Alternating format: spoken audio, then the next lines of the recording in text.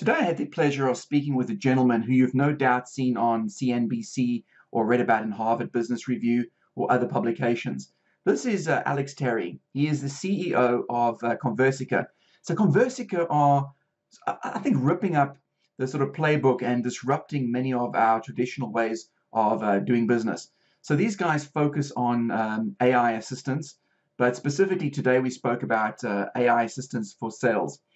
Um, so if you're a company that processes a lot of leads, you've got a lot of leads coming in, and you want to nurture them through the sales funnel. So you want to interact with them, engage with them, warm them up, provide them with information. This is a fantastic tool to do this. I mean, many of the big brands that we know are using this technology, so definitely well worth exploring.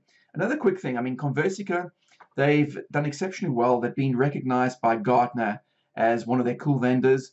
They've won the Red Herring Awards, and they also raised just recently Series B capital. So I think now they've raised approximately $55–60 million in capital, so well capitalized, and really, I say, changing the way businesses are doing businesses.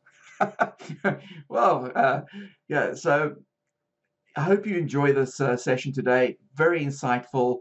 Alex is a super smart guy, and you'll be seeing a lot more of him. I see he's doing a lot of interviews on television, and there's a lot of articles being written about what Alex is doing and Conversica in general. Alex, it's great to have you on the call here today. Now, before we start speaking about Conversica and all the great stuff that you guys are doing in the industry, I just quickly want to speak to your background, because I can't imagine that here you are in 2017 running one of the most pioneering, most innovative AI companies in the world. I mean, you've had many senior executive positions. You've been in technology for years, from sort of AOL, Time Warner, Neo Edge Networks, Zoomerang. You, in fact, also the CEO of another artificial intelligence company called Become, who focused on sort of shopping analytics. So here you are running this company. Was it accidental, which I'm assuming not? How did you get to this point in your career? Well, first, Justin, I just want to say thank you so much for having me on your show. It's a great pleasure to talk with you. As you mentioned, Conversica is my second AI machine learning business. It's my fourth SaaS subscription business. And throughout my career, I've been really looking for a number of things. So I'm an inventor from early on. Even as a child, had a book of inventions, and I've applied for a number of patents and had several patents granted. But I've always tried to find disruptive technologies and apply them in a way that genuinely solves business problems. I've been very fortunate in the companies I've been able to work at. And Conversica is by far the most exciting one so far, and I'm really excited to tell you a little bit more about it. I can certainly see why you're excited. I mean, you guys are growing, I believe, something like 50% year on year. I mean, articles are being written about you. You've got the Gartner Cool Vendor Awards, the Red Herring Awards. You've raised capital. I think, if I recall correctly, you had a Series B a few months back. So now you have about $55–60 million in the bank. So you're well capitalized. You've got a lot of money to do a lot of great things. Tell me, what does Conversica do? So I'll give you like the 30-second overview. Okay. So at a high level, Conversica has built a conversational AI platform, which we've used to create a number of AI assistants. So we deploy these AI assistants to help our customers solve specific business problems. So our flagship service that you've probably heard most about is our AI-powered sales assistant. So we use a software as a service, or a SaaS model. Using the SaaS model, our AI assistant becomes part of our customer's sales team. And what I mean by that is she has a name, she has a title, she has an email address, a phone number, and she joins the sales team and interacts using that artificial intelligence technology to automatically, contact, engage, qualify, and follow up with leads using very natural two-way email and SMS messages. And she does that until the lead converts into an opportunity or chooses to opt out. And we have over 1,000 companies using Conversica. We've been doing this for 7 years, and over 250 million or so messages through our AI-powered platform to date, and obviously growing every month. Alex, I'm curious. Let's assume that I was the potential customer of one of your clients and I was interacting with the artificial intelligence. How believable is it? Would I realize as a potential customer that I was in fact engaging with AI? It's a great question. Most of our customers do not disclose that their AI assistant is actually an AI. So you would typically think you're just having a great email conversation with Julie Smith or Stephanie Jones or whatever the name that has been chosen by that customer. And these messages are very helpful. They're very upbeat. They're moving the conversation along to engage and qualify. So typically, the leads that we're working on behalf of our customers do not realize that they're interacting with an AI. We do have some companies who choose to put in the title that this is an AI assistant, but most do not. With technology being this sophisticated, I can only imagine how much value this must bring to an organization. Here you have, let's say, thousands, if not tens of thousands of leads coming into the organization on a regular basis. To be able to leverage AI, engage and nurture those leads on a mass scale and still have it feel like it's human, that has to be immensely valuable to any company. Now, in terms of the Conversica AI, if I understand correctly, Alex, so Conversica, the actual AI, it can send emails, it can also interpret the responses of those emails. I'm curious, does it also do things like appointment setting? They do. Two channels we've implemented so far are email and SMS or text messaging. And so the conversations can be tailored for each customer. And again, we have over 1,000 companies using Conversica now across about a dozen different industry verticals. And so the conversations vary widely, but a typical sales assistant conversation engages with the leads. And when I say engage, we work leads from a number of different sources. Maybe you went to a trade show and scanned your badge. Maybe you went to a webinar, or you downloaded a white paper, or you filled in a form on someone's website asking for more information. Really, any way that leads can come into the company, we'll then take it from there and engage with those leads, follow up, qualify them, answer some simple questions. And really, we're operating at that front of that marketing and sales funnel, where, as you mentioned, you can sometimes have a lot of leads, but you don't really know which of those leads are good. And so we're helping the marketing and sales folks kind of winnow through that population of leads to engage and qualify, and move it along, and then do an introduction to the human salesperson to close the deal. And then we also do a nice follow-up afterwards, just to make sure that that sales meeting went okay and that the lead got all their questions answered and is happy. So this is probably going to be a stupid question, but you know what? I'm going to ask it anyway. In terms of the conversational AI, do you have sort of different levels? Can you turn a dial up or turn a dial down in terms of aggressiveness and persistence? So, for example, is there a sort of like a Glenn Gary, Glenn Ross type AI that only gets coffee when it closes and will keep pushing and pushing and pushing? Or do you have the alternative of using AI that has a more gentle, softer, nurturing approach? Is it possible to have these two different types of AI? Or is it there's one type of AI, here it is, use it? So that's not a stupid question at all. That's actually a very insightful question. The quick answer is we absolutely custom tailor the personality of our AI to fit the vertical and the individual customer.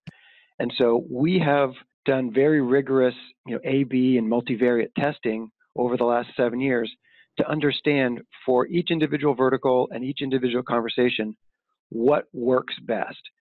And so we've done a lot of testing to understand what the right cadence is for the messages, how many times we should follow up, but also the point you're making is we imbue each of our assistants with certain personality characteristics. How aggressive should they be? How polite?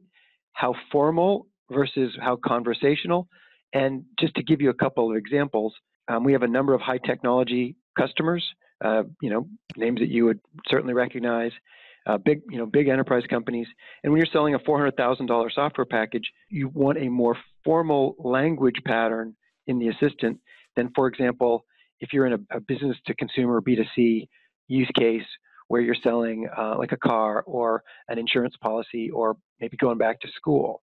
And so what we found is that the language and the personality that we put into the assistant has a big impact in engagement rates and appointment setting rates, or what we call hot leads, where someone says, yes, I'll get on the phone with your salesperson tomorrow, or yeah, I'll stop by the agency next Tuesday. And so it's not a stupid question. And in fact, we've done quite a lot of work to understand just how aggressive is the right amount of aggressive. But even beyond that, the language patterns have a big impact in the efficacy of those messaging, those conversations. And I'll give you another specific example. When you're trying to sell like a car or an insurance policy, a lot of consumers are put off by the sales process in general. And so when you're engaging with that assistant, having a very informal, very polite, even sort of spunky personality really helps kind of lubricate that conversation. And so things like, have an excellent day, exclamation point, or, have a great weekend, winky face, things like that, which sound silly to maybe you and me.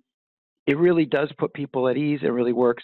Whereas we would not have that kind of conversation show up, on a business service or, multi-$100,000 tech package or something like that. Now, I'm aware that Conversica works with many of the technology elite, companies like IBM, Oracle, Marketo, Salesforce, amongst many, many other companies. But I'm just curious, are most of your customers doing business sort of B2B or B2C? So what I'm really trying to ask is, the Conversica AI, are most of the conversations business or consumer? So the quick answer is it's both. And if you think about the generic problem that and again, we're talking mostly about our AI sales assistant on this conversation so far.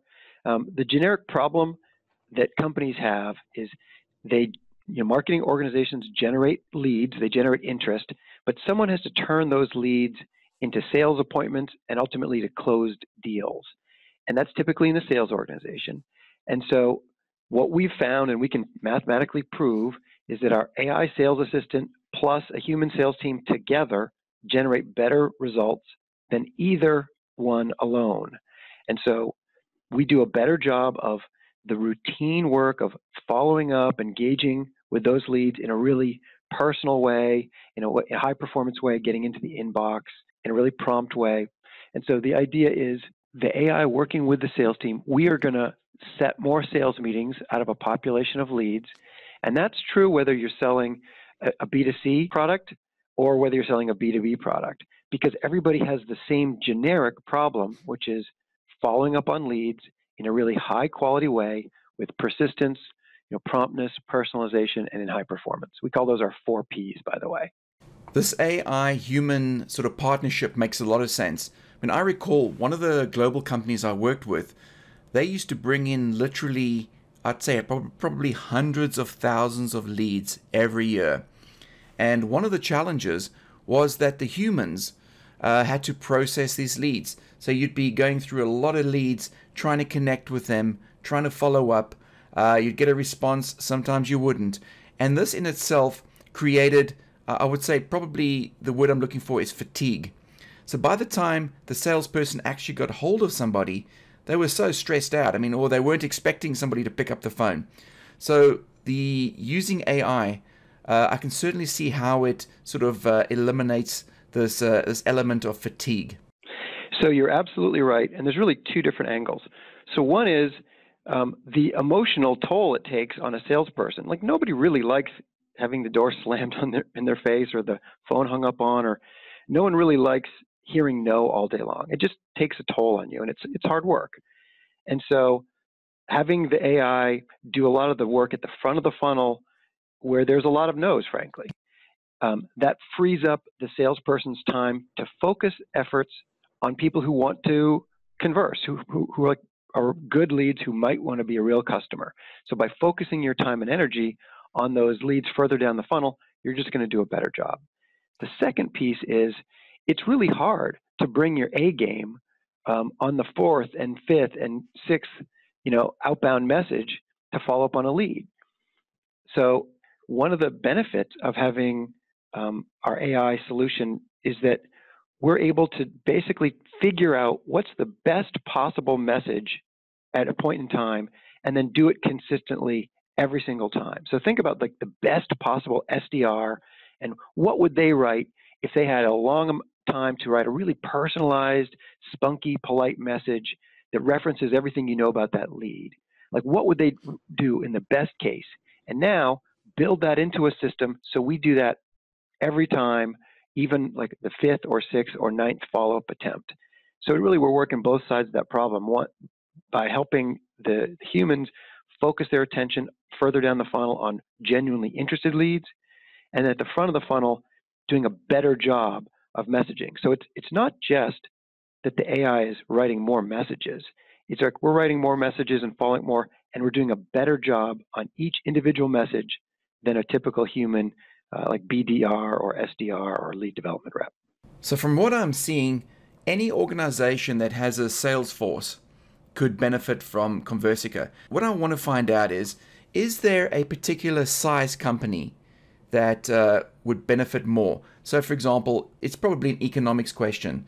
What size team would you need to really start seeing a return on investment? Is 20 people too little?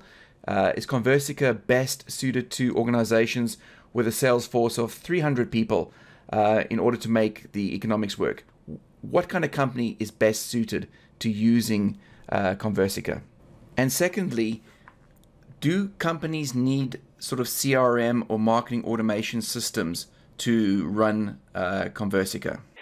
So those are really good questions. And so we do have technology partnerships with about 47 different marketing automation and CRM systems today. And every quarter we're adding additional technology partnerships. We do integrate with Salesforce. We do integrate with Marketo, Eloqua, HubSpot, Velocify, a number of marketing automation and a number of CRM systems. And that's really to help provide the data for our AI to go to work. In other words, if you become a lead in some company system, we want to know, how did you become a lead? Did you stop by the showroom? Did you fill out a form? Did you, attend a webinar, or did you go to a trade show? Whatever information we have about what that lead has done, we can leverage that in those conversations to make them very personal and very helpful to the leads. So those technical integrations are very valuable to us. Many of our customers don't even have a CRM or marketing automation system, and that's fine too. But the majority of our customers have some kind of system where they're keeping track of their leads, and we leverage those interactions. The second question you had was really about what makes a good customer, and what's the minimum scale for this to be a viable tool? And so the quick answer is, if you have like 10 or 20 leads a month, you probably don't need an AI-powered sales assistant like Conversica. But if you've got hundreds of leads, 300-400 leads a month, the truth is you're going to get some value out of having Conversica's AI sales assistant follow up with those leads in a kind of a more effective way than your human team could do alone. And so you definitely do not need to be some huge enterprise customer to get value. I would say the majority of our customers are mid-market and SMB. We are increasingly getting bigger and bigger customers, but that's partly because they take a while to, it's a longer sales cycle, and like no one wants to be the first one in the pool. Like everybody wants to see this work on other customers before they're willing to take a risk. So you get what we're doing. You have podcasts around AI. You understand, but a lot of bigger companies are just really starting to pay attention to AI in the last year or so. They're hesitant to try something that sounds almost like science fiction. Interesting. That's actually one of the things I did want to explore with you, was the adoption rate. I know from the conversations I have had, AI is, in many people's minds, very complicated and very futuristic, but certainly I'm seeing a lot of organizations who are the early adopters getting a significant sort of head start in the market and making huge sort of sales increases. So companies like 1-800-Flowers using sort of chatbot AI technology to walk people through the sales process. I just wanted to ask, before I go on to the implementation piece, I know a lot of work, I mean, just to get to the point where Conversica is, I mean, as you said, it's 7 years in the making, 7 years of PhDs gathered in the labs, data scientists, a lot of work, a lot of investment. So a lot has been achieved. I mean, are we sort of at that point now or in the foreseeable future where it goes beyond conversation? So, for example, using marketing automation as an analogy. The AI has the conversation, but also pulls information from our content repository. For example, it's a brochure, or it's a piece of content, or it's an article. So are we at that point yet? Is it in the foreseeable future? Yeah, I'm just curious. So far, we're focused mostly on the conversation, but there is quite a lot of design. So, for example, if you say, if our AI reaches out to you and says, hey Justin, thanks for downloading that white paper on lead engagement. Want to follow up and make sure we get all your questions answered, and kind of gets into a conversation with you. You might say any number of things, and in the real world, people say a wide variety of things that you can't really imagine up front. And so with millions and millions of messages, we've kind of seen it all. And so you might say, yes, I'm interested. You might say, no, thank you.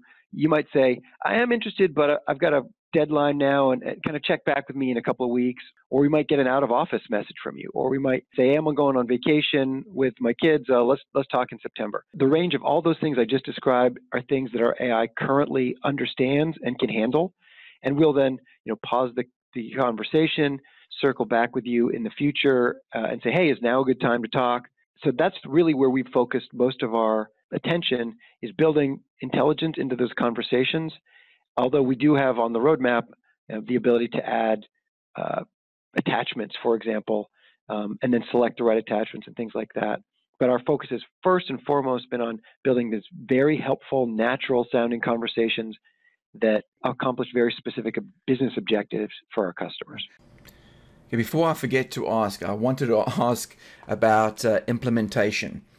Now, you mentioned earlier that you've already got hundreds of millions of conversations that you use to learn and train the AI. How long is the average implementation of Conversica AI? I mean, how long would it take a customer from the day I sign up to actually having it running full speed and augmenting my sales process? So it typically takes about a week to 2 weeks to get a customer up and running. And most of that time is really just waiting for the customer to create an email account, to decide the name and the email address of the assistant, maybe get your Salesforce or your CRM administrator to get permission, things like that. The quick answer here is that we've already built this and tested this on thousands and thousands of sales reps. Over 1,000 companies use it, millions and millions of conversations. So as long as we're doing any one of our existing 100 conversations that we've built, there's no training required to build a new conversation. So that's why we're typically up and running in a week to 2 weeks. And the sales assistant knows how to handle all the normal things that a person says in a normal kind of sales conversation. And it's important to point out, we're not trying to be the salesperson, we're the sales assistant. So we don't have to train on very specific product information, like exactly what the prices are, what bulk pricing, what software it interoperates with. There's a lot of really detailed questions that the sales expert answers, but the sales assistant, who's just trying to engage and qualify, they don't need to be a very detailed expert in the product to be very helpful in managing that funnel. 1 to 2 weeks is very quick. I mean, based on conversations I've had and research that I've done in my organization, is it usually takes a lot longer because there's a lot of training involved. But I'd imagine, because you guys have been around for 7 years, being one of the sort of the early pioneers in the space, I mean, you've got a lot of that data already there, already trained on. I'd like to switch gears for a second here and start looking at some of the AI trends that you're experiencing in the market. I mean, you've been around for many, many years in the space. As mentioned before, I mean, also running Become, which is also an AI-based business. What are you seeing in the market as it pertains to AI trends? So you've already talked about a number of different ways that artificial intelligence and data science in general are being used by a number of companies to help their bottom lines. You talked about analytical scoring, and we see a broad-based adoption. And so you've heard the Mark Andreessen quote about software devouring the world, and what we see is AI kind of devouring software. And we see a number of different ways AI has been implemented. For example, Salesforce Einstein, there's a lot of analytical scoring, ways to help individuals do their job better. And one of the things that Conversica focuses on is really that leapfrogging that, helping you do your job better we're literally doing some of those jobs for you, right? So we're literally messaging directly as opposed to suggesting what you should send. We just figure it out and send it ourselves. And we take a lot of the work off the plate so that our humans can focus on the more value-added activities. And so one of the trends we're seeing is people getting a toe in the water, getting some experience, and then ramping up their adoption across a wide variety of touch points on that whole customer lifecycle. So the AI assistant that we've talked about today focuses on sales, but we've also built 4 other AI assistants across other parts of that customer lifecycle. We're just seeing a lot of interest in a lot of adoption across all the different touch points. You mentioned customer service, but there's obviously there's scheduling, and there's a number of other important aspects of that customer lifecycle that we think benefit from a really smart approach to conversational AI. So one final question, just as we sort of wrap things up.